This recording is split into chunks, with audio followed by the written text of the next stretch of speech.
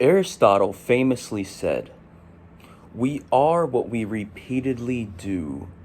Excellence, then, is not an act, but a habit." What's up, everyone?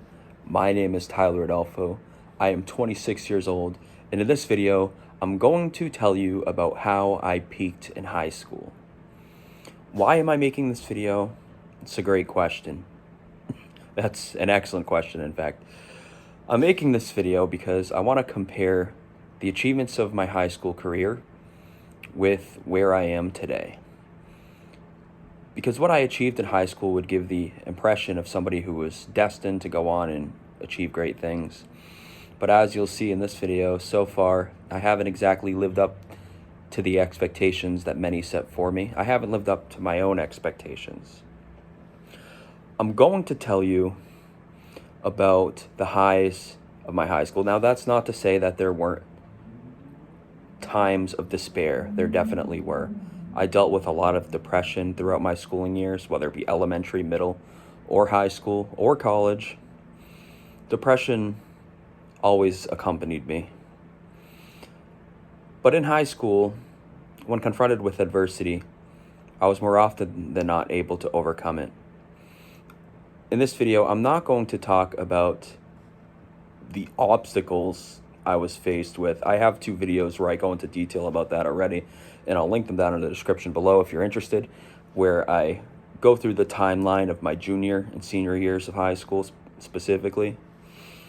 In this video, I want to focus and zoom in on the things that I achieved and then go from there.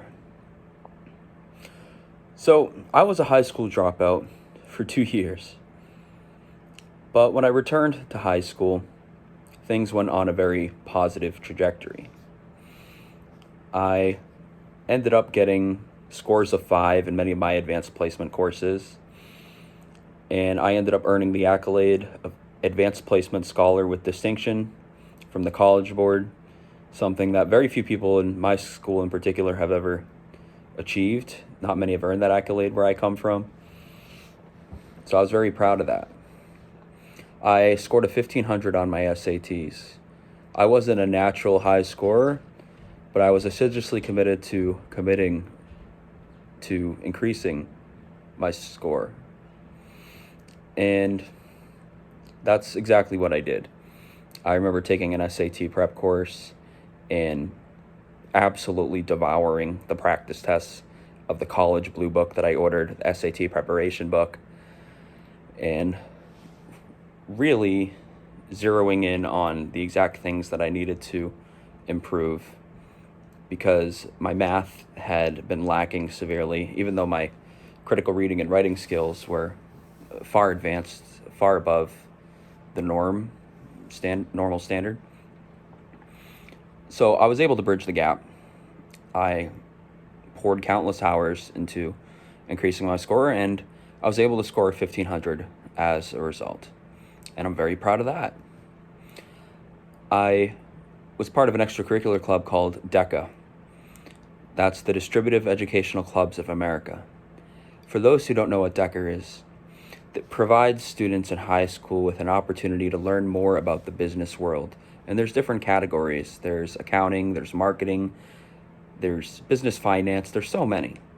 Business finance is the category that I chose my senior year. And in my only year ever of doing DECA, so my first and only year of doing DECA, I ended up winning first place in my district for business finance. I then went on to win first place in my state for business finance. And I then qualified for the International Career Development Conference, where I was able to compete and scored in a very high percentile. I can't remember exactly what it was. I wasn't one of the top 10 finishers in the world, but I did score very highly on my role plays and on my exam. So I was very proud of that. Also, during my senior year, I competed in a speech competition hosted by the Lions Club of Massachusetts, and I ended up placing second out of 900 student speakers in the state. So during the initial stages, I kept placing first at the club level, first place, at the zone level, first place, at the regional level, first place, at the district level, first place. And I won many monetary prizes, which I was definitely ecstatic about. Coming from an impecunious financial background, money is always an advantage. When you get it, it makes you happy no matter what your background is, right? But then in the state competition, I was the runner-up. I got second place. I was only a few points behind first. But it was my first real public speaking competition where, you're given a prompt and you're required to respond to it and do as well as you possibly can in response to that prompt. It requires writing skills. It requires, obviously, public speaking skills.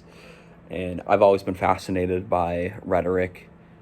My English teacher from high school said that I always had a natural writing ability, that I was a natural writer, and that it was the product of the fact that I was always reading.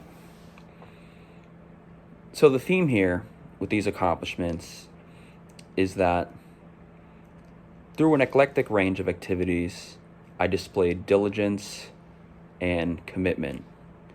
I displayed perseverance. And I achieved outcomes that would indicate some degree of intelligence. But as my friend Alejandro once said, not all that glitters is gold. June 7, 2019, I graduated from high school. I was the first in my family to do so.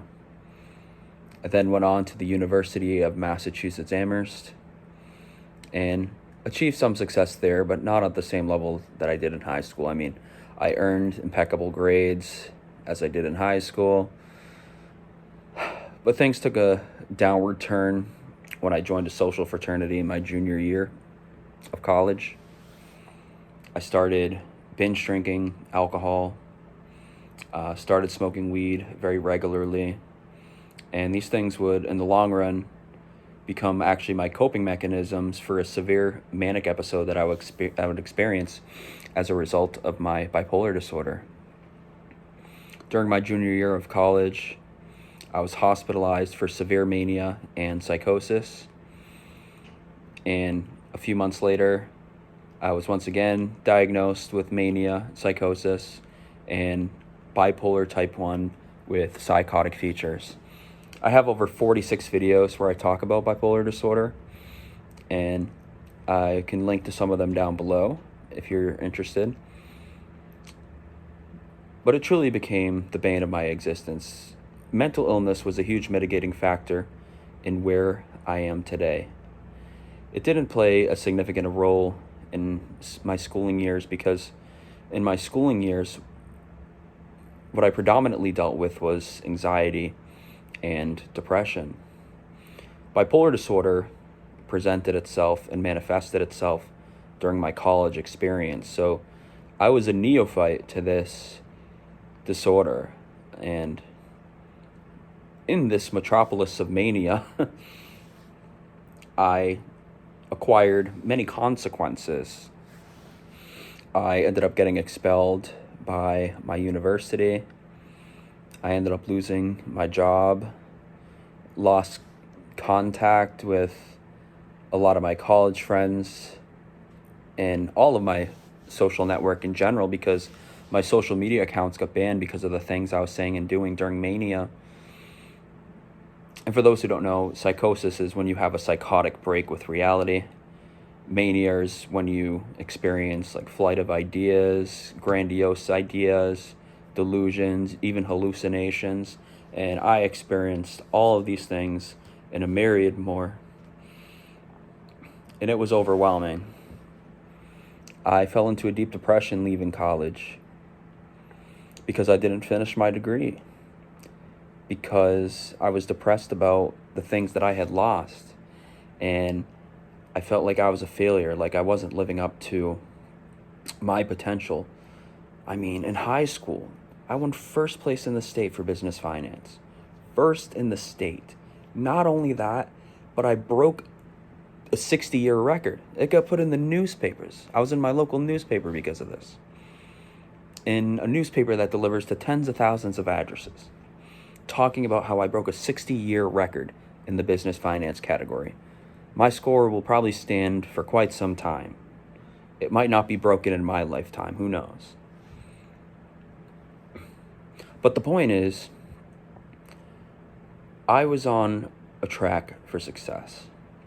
Before my bipolar manic episode, my plans were to, of course, finish college and then go for my Juris Doctor and become an attorney. That was my long-time life goal. And it's not necessarily no longer my goal. I still have a passion for public speaking. I have a passion for helping others. I find it intrinsically rewarding.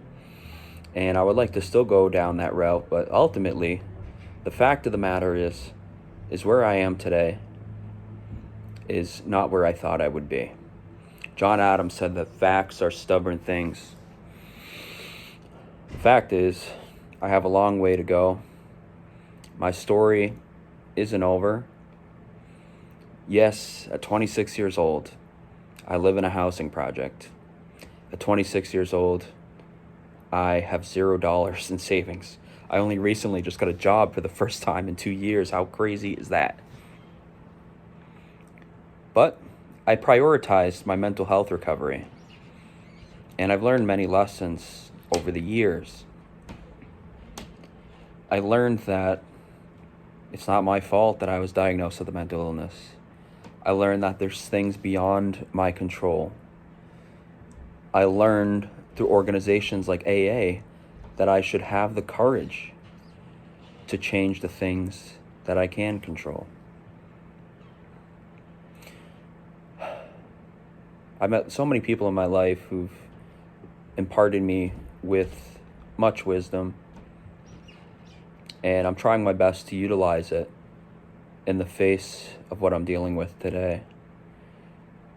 And what I'm dealing with today isn't as bad as what I was dealing with 2 years ago. I'm in a much better place mentally. I've been losing weight. I've been going to the gym again. I'm no longer socially isolating. My relationships with my family have been restored.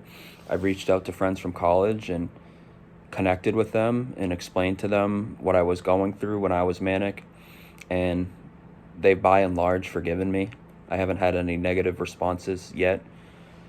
I had similar interactions with my teacher, the same one who said I have natural writing skills. I had an interaction with my pastor because I even interacted with my pastor during mania. And so I've come so far, but I still have so much longer to go. Robert Kriegel and Lewis Patler said that the potential that exists within us is limitless and largely untapped. Now, it is true, I could throw in the towel today and adhere to a life of complacency and no longer strive to achieve my highest aspirations. But would such a life be worth living? The alternative is that I can keep on trying. If I never lose hope and I keep on trying, step by step, I can improve my circumstances. Now that I have a job finally, 10 weeks from now, I'm not going to have $0 in savings. I might have $1,000 in savings, maybe more, maybe a little less. But I'm setting goals for myself. I want to get back into shape again. I want to go back to college and finish my degree. Of course, I'll have to transfer to a new university, but that's okay. And I'm not necessarily okay with the fact that I can't go back to my old university. I felt like I was at home there. It felt like a second home to me. I had such a huge sense of belonging there, and it provided me with a sense of purpose. But I've been able to find purpose in new things, in different things. I've been able to overcome the shame and embarrassment that followed my manic episode. I don't experience racing thoughts as much as I did. I'm not beating myself up as much as I did about the things that I said and had done during mania.